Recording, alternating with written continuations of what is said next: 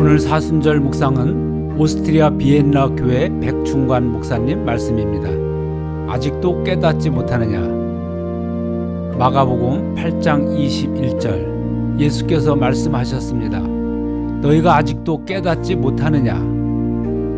오늘 본문은 떡 7과 물고기 2마리로 약 4,000명을 먹이신 후 달마누다 지방을 가셨을 때 바리새인들이 표적을 구하자 탄식하신 후에 다시 배를 타고 건너편으로 가시면서 배 안에서 있었던 예수님과 제자들의 대화입니다. 이 대화의 내용에는 바리새인들의 불신앙의 모습이 제자들에게도 투영되어 있는 것을 볼 수 있습니다.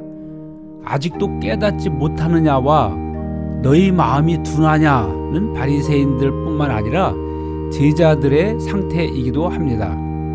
이에 예수님께서 제자들을 책망하신 말씀입니다. 그런데 이 본문은 제자들뿐 아니라 오늘 우리에게도 하시는 말씀이기도 합니다. 18절에서 너희가 눈이 있어도 보지 못하고 귀가 있어도 듣지 못하느냐 또 기억하지 못하느냐는 말씀은 바로 지금까지 우리들에게 베풀어 주신 은혜를 잊고 살아가는 우리들의 모습을 두고 하신 말씀입니다. 15절에서는 예수님께서 바리새인들의 누룩과 헤롯의 누룩을 주의하라고 하셨는데, 누룩은 작지만 엄청나게 강력하게 퍼지는 무감각의 영향력입니다.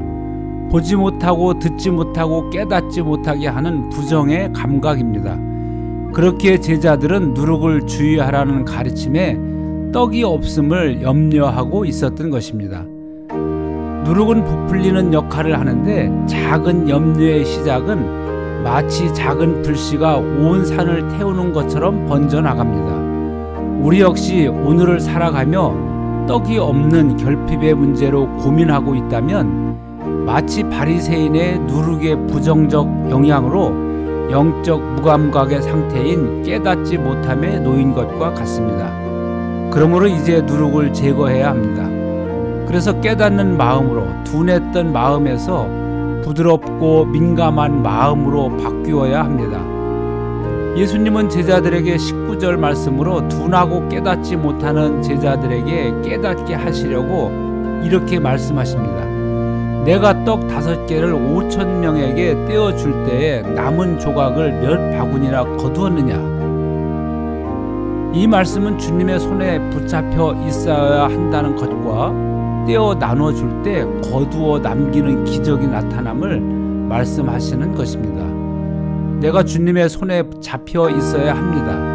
마치 포도나무 가지가 나무에 붙어 있어야 과실을 맺는 것처럼 무릇 나를 떠나서는 아무것도 할 수 없다는 말씀처럼 말입니다. 누룩은 결국 부정을 부풀려 주님의 손에서 이탈하게 하는 일이 되는 셈이며 떼어 나누어 주는 일에 대한 거부감인 셈입니다. 삶에 대한 불안과 염려 그리고 불신으로 이끄는 누룩을 제거해야 합니다. 오늘 우리의 귓가에 울리는 주님의 음성, 아직도 깨닫지 못하느냐가 깨닫는 마음으로 인도되는 목자의 부름이 되기를 소망합니다. 기도하겠습니다. 주님, 우리 안에 도사리고 있는 바리새인과 헤롯의 누룩을 제거하여 주시고 주님의 말씀을 깨닫고 실천하며 살아가게 하옵소서. 예수님의 이름으로 기도합니다. 아멘.